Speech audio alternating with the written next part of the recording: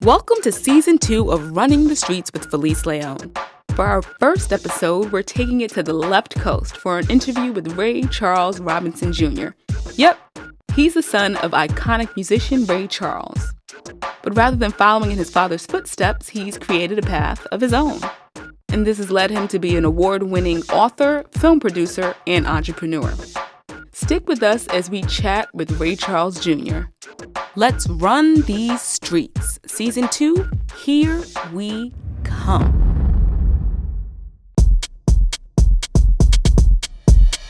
There's 1,000 miles of city.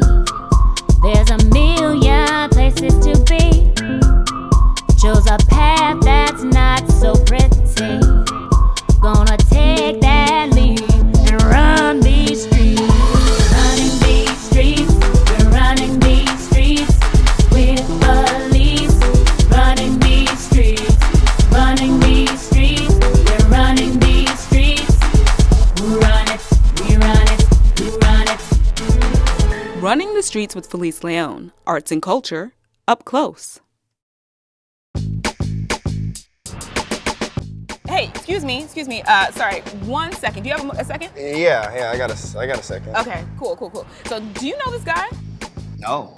This is Ray Charles Jr. Who's that?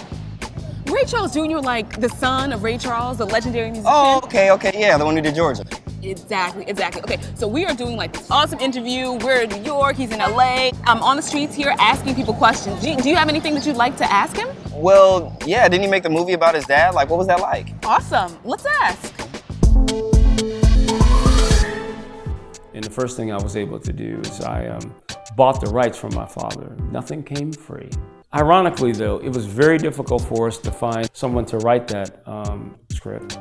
It was very difficult for us to find someone to play Ray Charles. And so that process lingered on until our option ran out. We had to just stop for a couple of years and regroup. Then we had the unique experience of meeting James L. White. Nobody really truly knew that he was African American. And this was his first screenplay. And that was the birth of Ray. That was a $40 million commitment.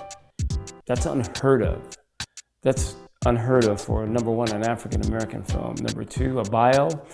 Not only were we nominated for Best Picture, but the film and those who were around the film, it won Academy Awards. And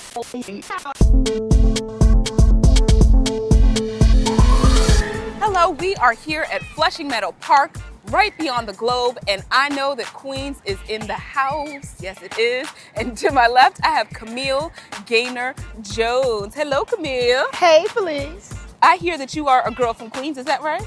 No doubt. I know that's right. So, question for you. Do you know this man? Yes, that's Ray Charles Jr.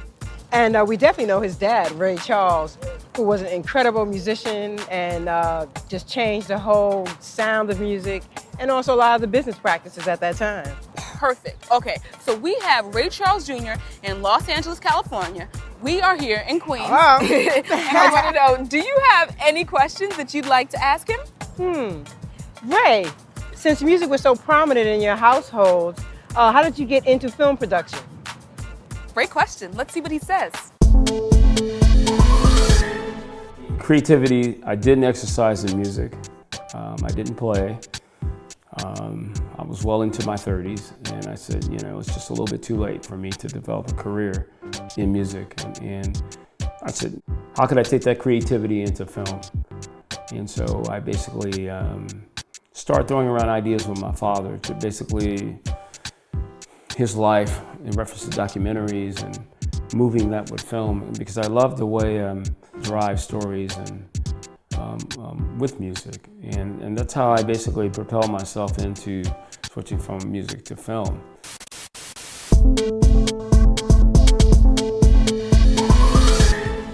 Hi, my name's Felice, and I'm the host of this web series, Running the Streets with Felice León. Do you have a moment? Sure. Okay, awesome. Ray Charles Jr. Do you know him? Of course. My family is a big fan of Ray Charles Sr., and I hear he has a new music initiative coming out. Exactly. So we're doing a bi-coastal interview. We're in New York, he's in LA. Is there anything that you'd like to ask him? How about what first inspired him to help entrepreneurs through Ray Charles Jr. music? Great question. Let's see. And it's just not about singing and being a star. It's really how you can turn, how you can be a resource to those who are in this business. How can you help those who do not have the money, but have all the talent, have all the wherewithal, but may not even get to the door simply because they're just not able to do that. You have to avail yourself to them. There's a great deal of talent out here, and we feel that if we can constructively show individuals how to do that, how to create disruptive technology within a music industry that has totally had a standard business model for so long, I think it's just a wide frontier. Hi, what's your name? I'm China. Hi, China. How are you? I'm good. So Ray Charles Jr. is based in LA. We're doing a bi-coastal interview, and I've been running around trying to see if I could find people with questions for him. Is there anything you'd like to ask? Actually, there is something I want to ask. So Ray, as an educator, I just wanted to know, I understand that you think that education is really important, not just here in the US, but globally. So why would you choose China as your most recent tour destination? Great question. Ray? I was simply in Rochester, New York. I was asked as a guest to come and read my award-winning book, my bio, You Don't Know Reflections of My Father, which was an NAACP Image Award-winning book. So I met a Chinese author there, and she said, you know, I just love the way you wrote this book, and with your success, would you like to come to China and lecture about your experiences and your success? And I said, well, you know, there's a great barrier in language, and how would they know about my success? She said, it doesn't matter. You know, you can teach them about American film, what you think about American film, and would you like to do that first? I said, well, yeah.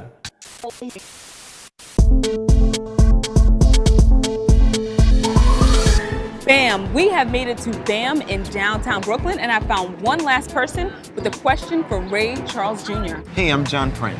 John Prent. Where are you from, John? I actually live in Harlem. Harlem, but you made it all the way to downtown Brooklyn? Of course, it's a beautiful Saturday. You gotta make it down to Brooklyn. Totally is. So what is your question for Ray? I just want to know what's next for Ray Charles Jr. What can we keep our eyes open for? What is he working on right now? Thanks so much. Thank you. Working with individuals such as Broadcast Urban Filmworks on another biopic about Reginald Lewis. A lot of individuals do not know where he fits into American history, but he was the first to buy $1 billion company through a buyout. And nobody really knows who this African-American great entrepreneur was. He has a great story. It is an American story. It's a story of success. Here's a guy who came from a rough neighborhood, who entered Harvard without taking an entrance exam, Harvard Law School. And today, you know, his legacy still stands at Harvard. I have Unchained My Heart, which is, once again, dealing with my father, Ray Charles, and his life story, but also taking a different direction, and that is to bring it to Broadway. A story I want to do about surrounding a concert series, a documentary called A World in Harmony. And it's really about how powerful music is, and poetry and literature in reference to how important it plays. I look forward to that.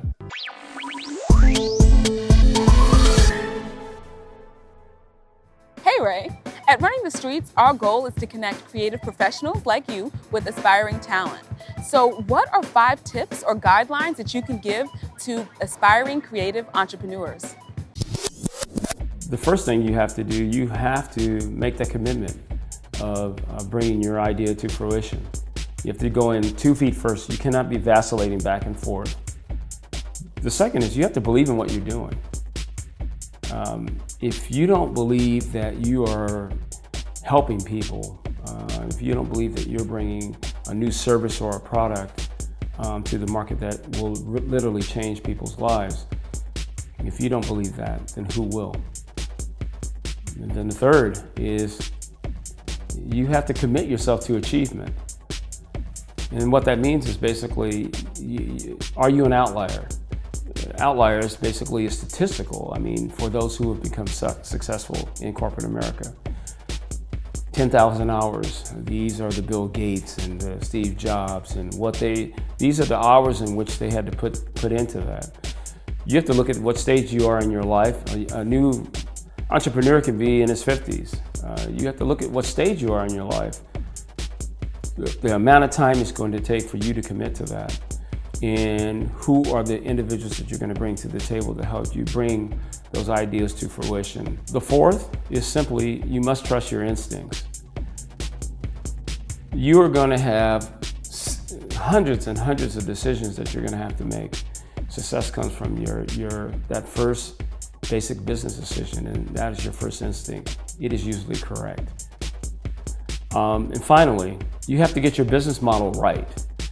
You have to be able to develop that. You have to be able to be committed to that development in order to get it correct. And you have to know that that model is going to work. You cannot vacillate back and forth. You cannot change, even though it is a learning process and is an evolutionary process. And that's the best advice that I can give you. My name is Ray Charles Robinson Jr., and we run these streets.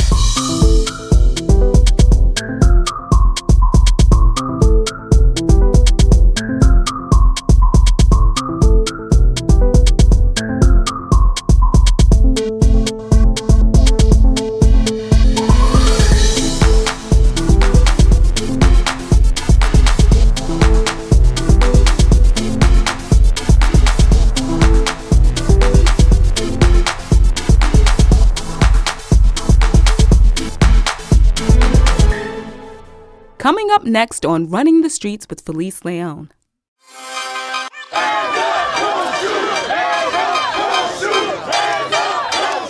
In your work, how would you say that you affect social change? I don't know if I do.